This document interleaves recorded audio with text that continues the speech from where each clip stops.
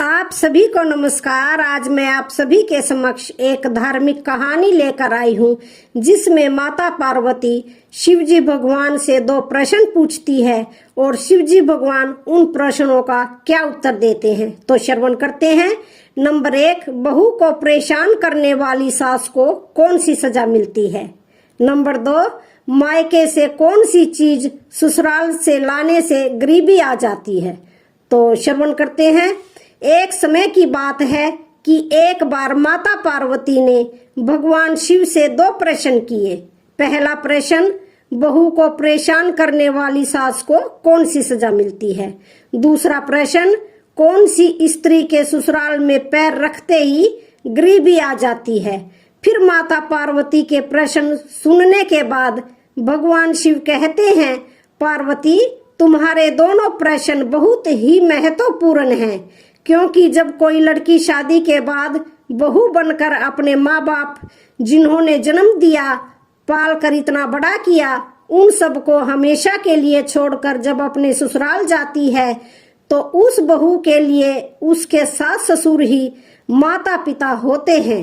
इसलिए हर सास ससुर को अपनी बहू को अपनी बेटी जैसा प्यार देना चाहिए।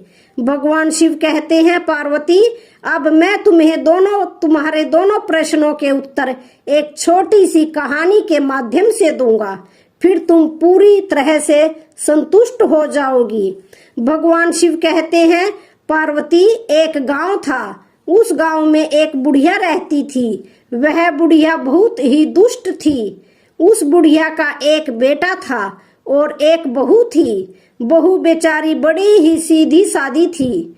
एक गाल पर मारने पर दूसरा गाल आगे करने वाली थी और बेटा भी माँ की हर बात मानने वाला था। तो होता क्या है, उस बुढ़िया का जो बेटा था, उसे अपने गांव में कामकाज नहीं मिलता था। गरीबी का हाल था।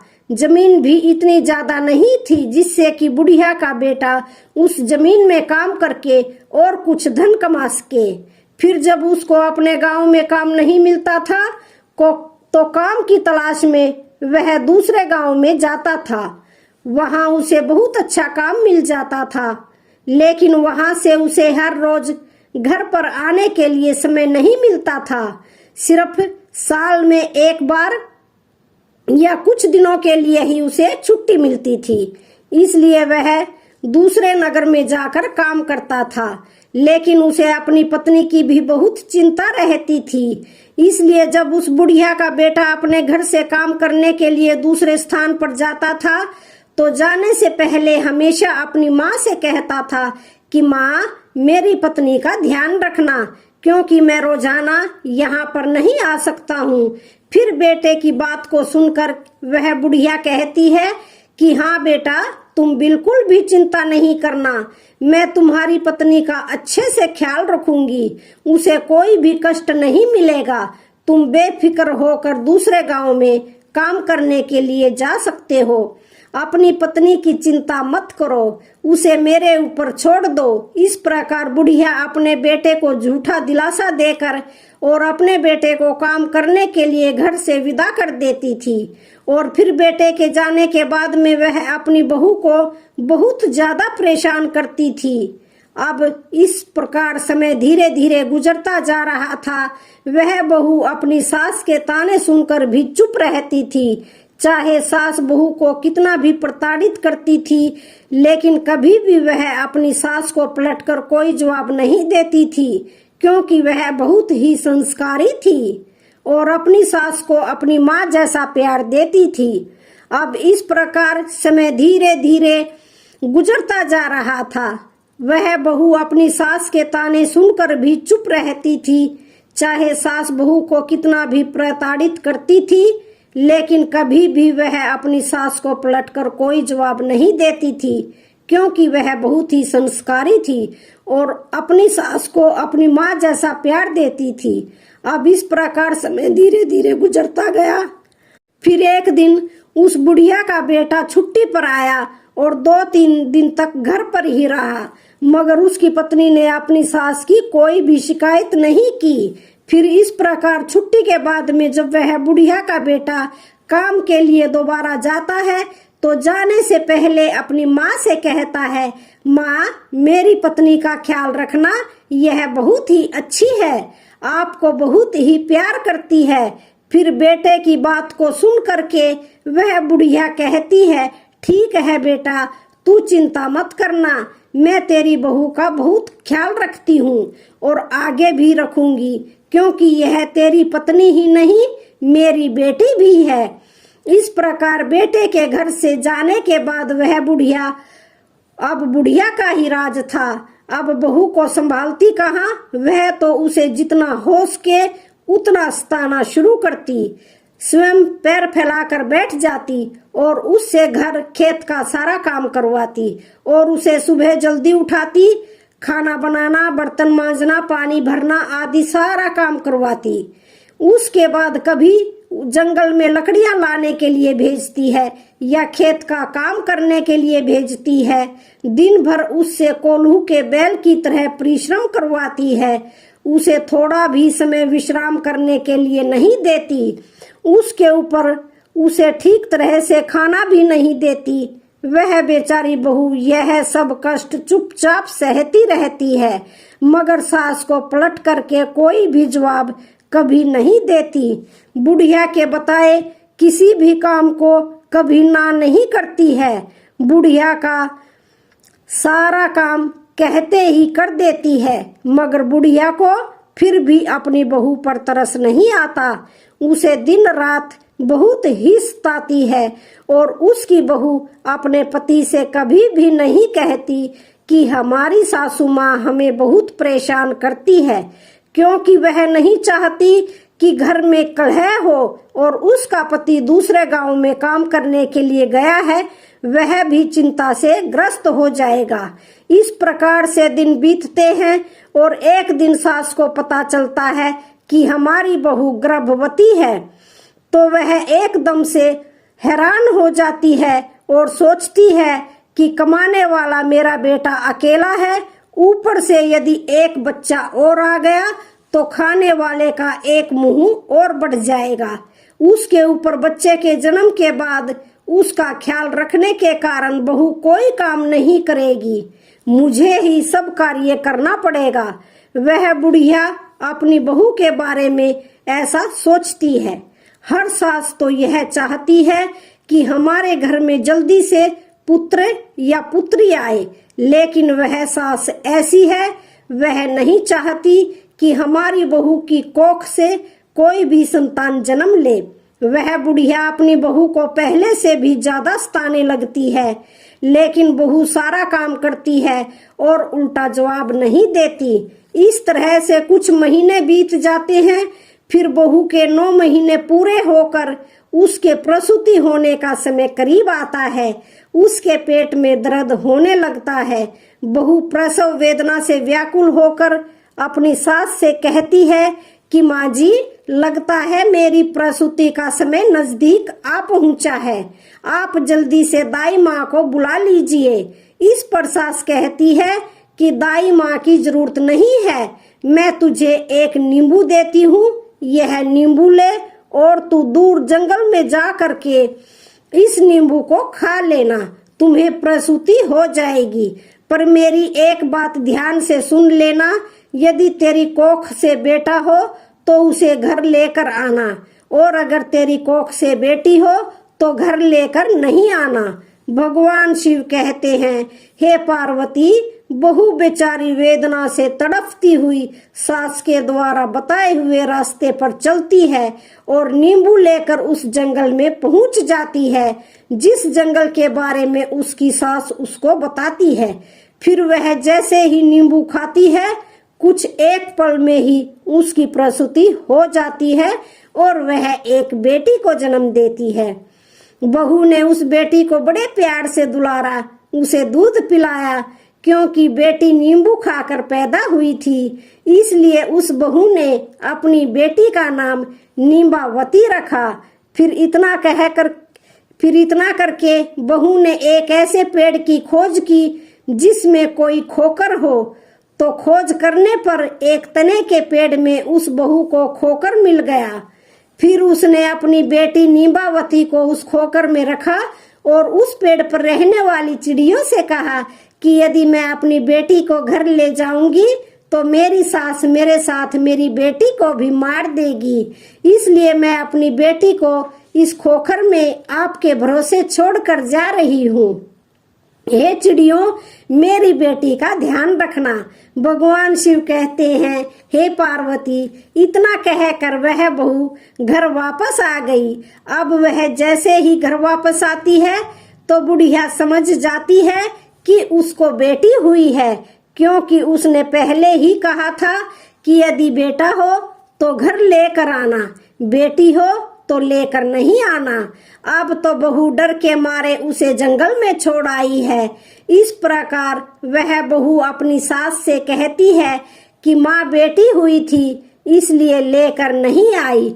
फिर तो बहू की बात सुन करके वह बुढ़िया एकदम से शोर मचाने लगी और चिल्लाने लगी कि मेरी बहू ने अपने बच्चे को खा लिया है, मेरी बहू बच्चे खाने वाली डायन बन गई है।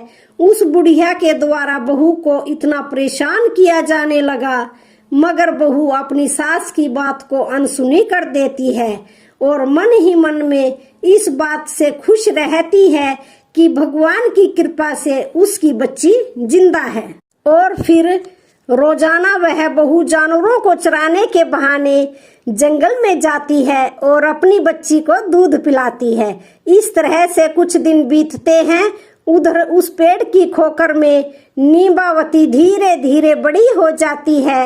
इस तरह 1 साल गुजरता है और उधर उस बुढ़िया का बेटा छुट्टी लेकर घर वापस आता है और जैसे ही घर के अंदर प्रवेश करता है तो बुढ़िया अपने बेटे से कहती है, क्या बताऊं बेटा, तुम्हारी पत्नी मनुष्य नहीं एक डायन है, डायन जो जिंदा मनुष्य को खाने वाली है। तुम्हें एक बेटी हुई थी लेकिन तुम्हारी बहू ने तुम्हारी बेटी को खा लिया। बेटा अपनी माँ के स्वभाव से भली भांति परिचित था। उसने समझ लिया कि जरूर माँ की कोई साजिश है और फिर उसने अपनी पत्नी से उस बेटा बेटी के बारे में कुछ भी नहीं पूछा और उधर बहू ने भी अपने पति से सास के बर्ताव के बारे में कोई बात नहीं बताई। वह नहीं चाहती थी कि घर में किसी भी प्रकार का लड़ाई झगड़ा हो। आगे फिर भगवान शिव कहते हैं, हे पार्वती, अब कुछ दिन घर रह करके काम के लिए दूसरे गांव चला जाता है और उधर वो बहू दोबारा से गर्भ धारण करती है और बुढ़िया को जब इस बात का मालूम होती है कि मेरी बहू दोबारा गर्भवती हो गई है तो फिर तो एकदम से आग बबूला हो जाती है और फिर अपनी बहू को पहले से भी ज्यादा सताने लग जाती है।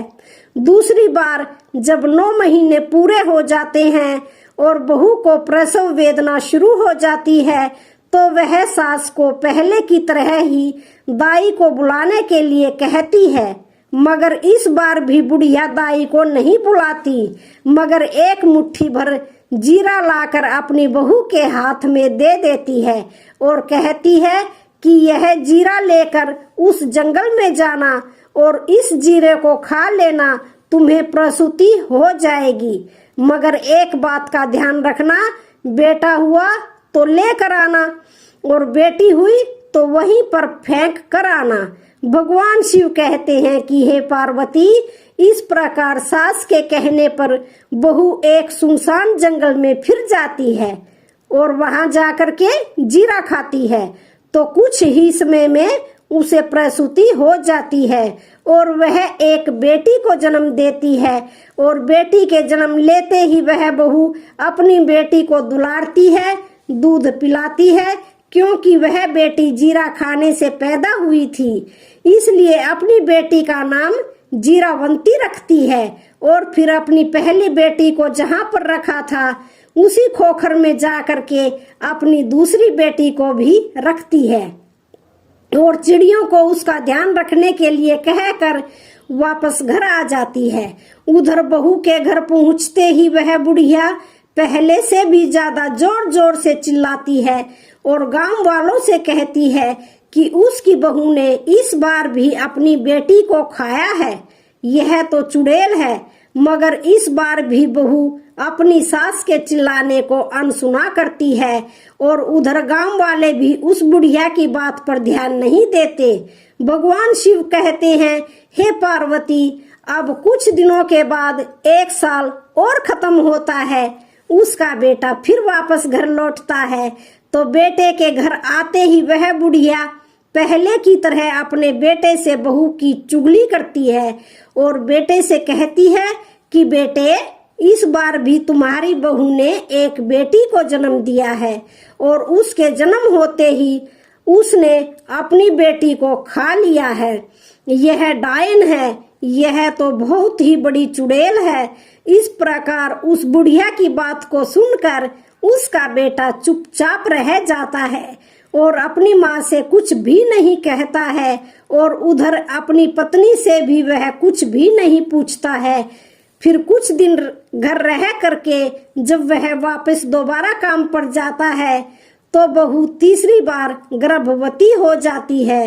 इस बार भी पहले की तरह ही हो जाता है। इस बार बुढ़िया बहू को एक आम देती है और बहू आम को लेकर उसी जंगल में जाकर खाती है और आम खाते ही वह एक बेटी को जन्म देती है और उसको दूध पिलाकर उसका नाम आमवंती रख देती है और फिर उसको भी उसी खोखर में रख देती है और चिड़ियों को उसका ख्याल रखने के लिए कहकर वापस अपने घर आ जाती है। वह बुढ़िया गांव के द्वार द्वार जाकर बहू की चुगली करती है, मगर बहू अपनी सास की एक भी बात का बुरा नहीं मानती और सास की नफरत भरी बातों को अनसुना कर देती है। वह बुढ़िया गांव गांव चिल्लाती है कि हमारे बेटे की बहू डायन है, उसने 3-3 बेटियों को खा लिया है। वह बुढ़िया जिस तरह से शोर मचाती है तो लोगों को भी अब लगने लगता है कि वास्तव में उसकी बहू सचमुच ही बच्चे खाने वाली डायन है।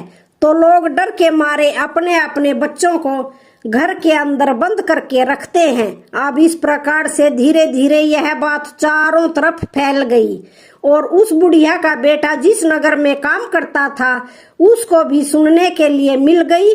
फिर तो उस बुढ़िया का बेटा वह बात सुन करके बहुत परेशान हो जाता है और तुरंत ही मालिक से अनुमति लेकर अपने गांव वापस आ जाता है। उधर बुढ़िया का बेटा गांव आता है और इधर उस राज्य के राजा के कानों तक यह खबर पहुंच जाती है। तो राजा सिपाही भेजकर बुढ़िया को दरबार में बुलाता है और बात की छानबीन करता है। तो बुढ़िया मिर्च मसाला लगा करके राजा से कहती है, क्या बताऊं महाराज, मेरी बहू बहुत ही बड़ी डायन है, बच्चे खाने वाली चुड़ैल है, उसने मेरी 3 पोतियों को जिंदा ही खा लिया है।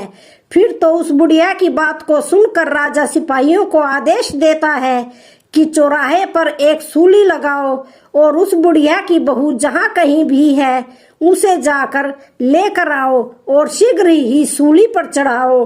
इस प्रकार राजा के सिपाही आज्ञा का पालन करते हैं।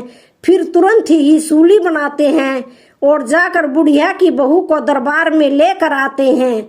फिर राजा बहू से पूछता है, क्या तुम्हारी सास सच कहती है?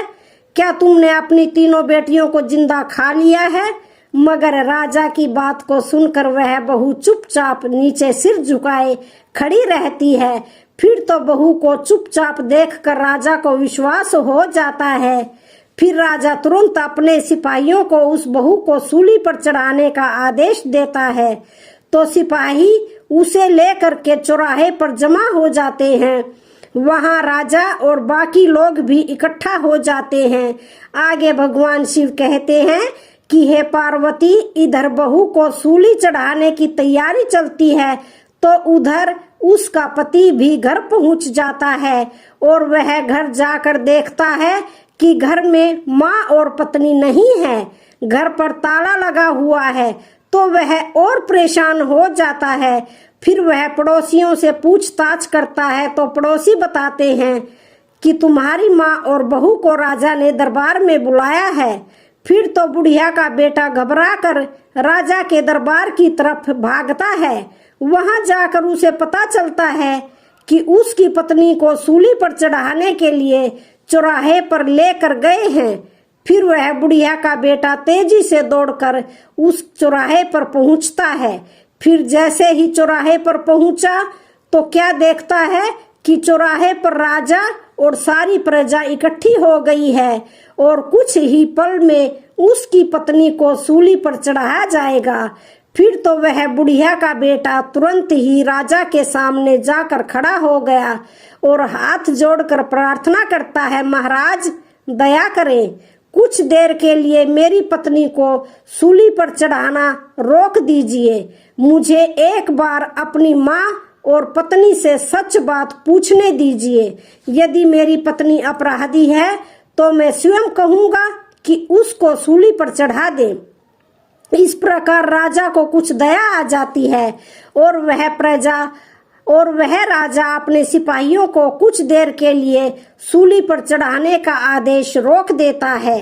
फिर वो बुढ़िया का बेटा अपनी माँ से पूछता है, माँ भगवान के लिए सच बताओ।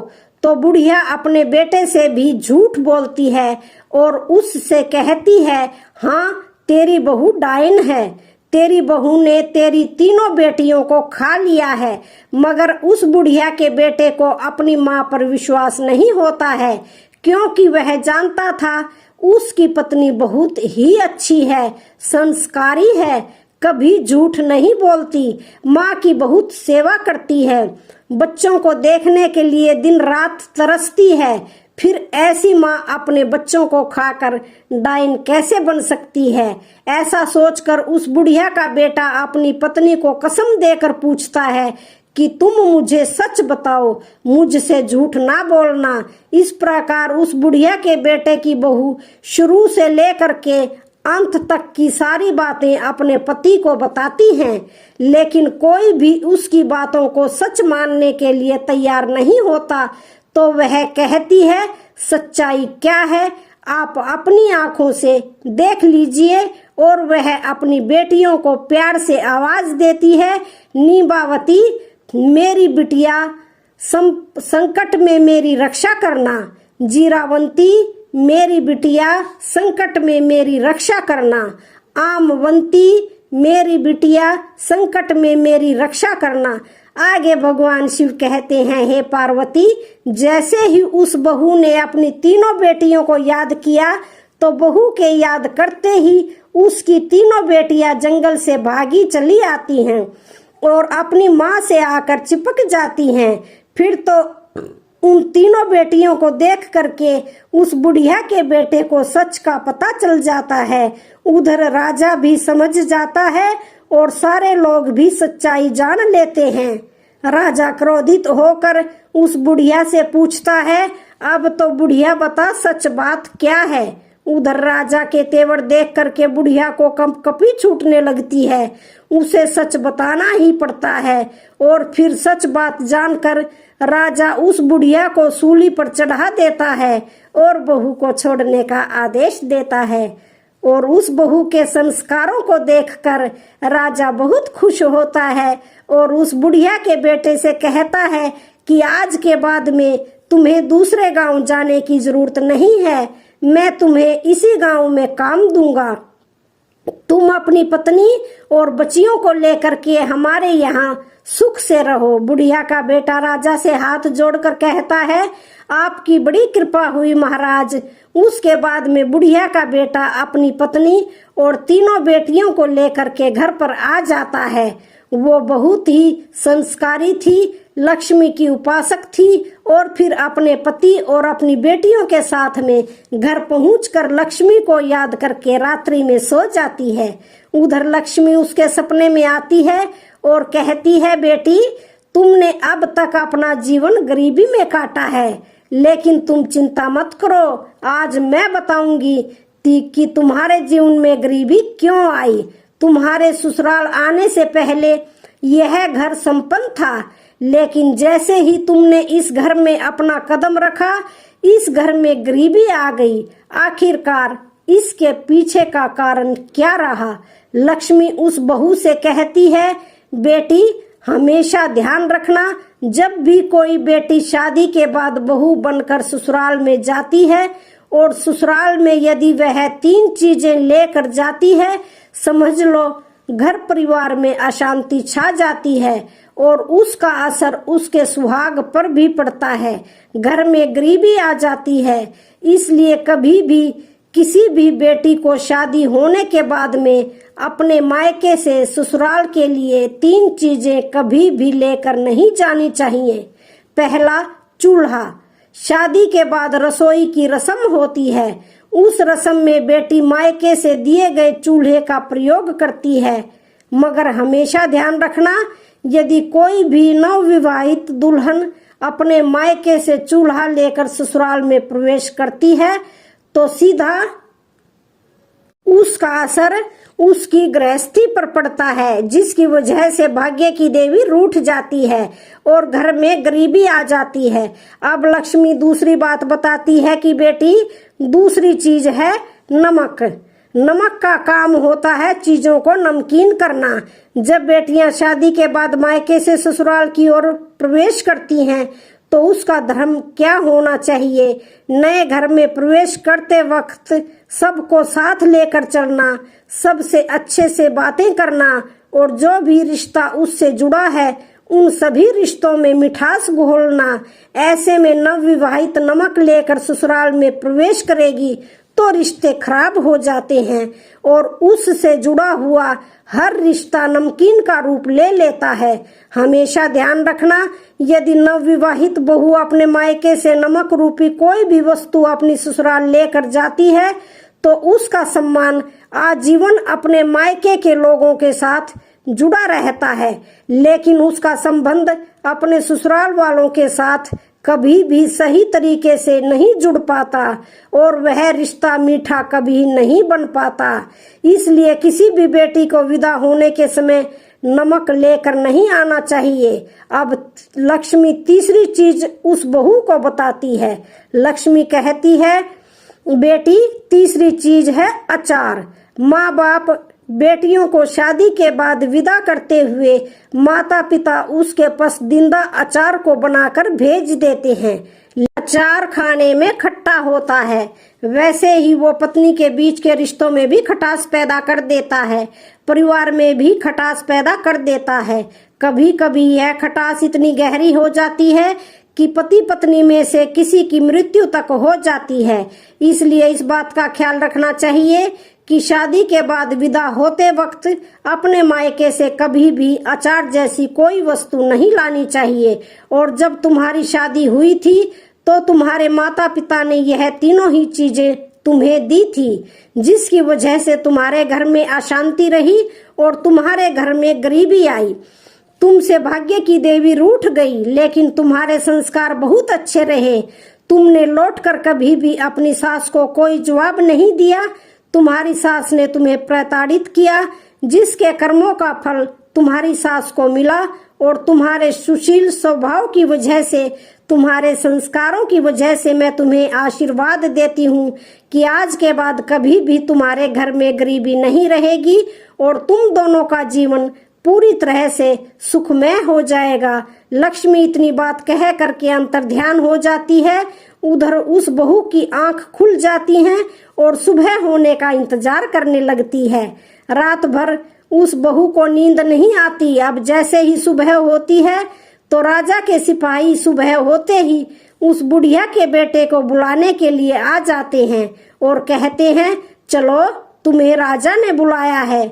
जैसे ही वह बुढ़िया का बेटा राजा के दरबार में पहुंचता है, क्योंकि लक्ष्मी की कृपा हो चुकी थी, इसलिए राजा अपने दिए हुए वचन के अनुसार उस बुढ़िया के बेटे को अपने राज्य में एक अच्छी सी नौकरी देता है और फिर बड़ी ईमानदारी के साथ में वह बुढ़िया का बेटा उस राजा के यहाँ पर नौकरी करता है और पति पत्नी तथा तीनों बेटियों के साथ में सुख शांति से अपना जीवन बिताता है। आगे भगवान शिव कहते हैं कि पार्वती, अब तुम अपने पहले प्रश्न का उत्तर सुनो। तुम्हारा पहला प्रश्न था कि बहू को परेशान करने वाली सास को कौन सी सजा मिलती है। तो समझ लो, जो सास अपनी बहू को परेशान करती है, हर समय घर में कलह उत्पन्न करती है, तो ऐसी सास को उसके कर्मों के आधार पर सूली पर चढ़ाया जाता है। जैसे ही उस बुढ़िया को चढ़ाया गया, वह यही कहती है कि मुझे छोड़ दो, अब मैं कभी भी अपनी बहू को परेशान नहीं करूंगी। मगर उसे छोड़ा नहीं जाता, उसे सजा भुगतनी ही पड़ती है। भगवान शिव कहते हैं, पार्वती अब तुम्हारा दूसरा प्रश्न था, कौन सी स्त्री के ससुराल में पैर रखते ही गरीबी आ जाती है? तो समझ लो, कभी भी शादी होने के बाद किसी भी नव दुल्हन को अपने मायके से 3 चीजें कभी भी अपनी ससुराल के लिए विदा होने के समय नहीं लानी चाहिए। नंबर 1 चूल्हा, नंबर 2 नमक, नंबर 3 अचार। यदि वह 3 चीज कोई भी नवविवाहिता अपने मायके से ससुराल में लाती है तो भाग्य की देवी रूठ जाती है और उसके जीवन में गरीबी आ जाती है। तो आज की कहानी का यहीं पर समापन होता है। वीडियो अच्छी लगे तो चैनल को लाइक शेयर सब्सक्राइब जरूर करें। धन्यवाद।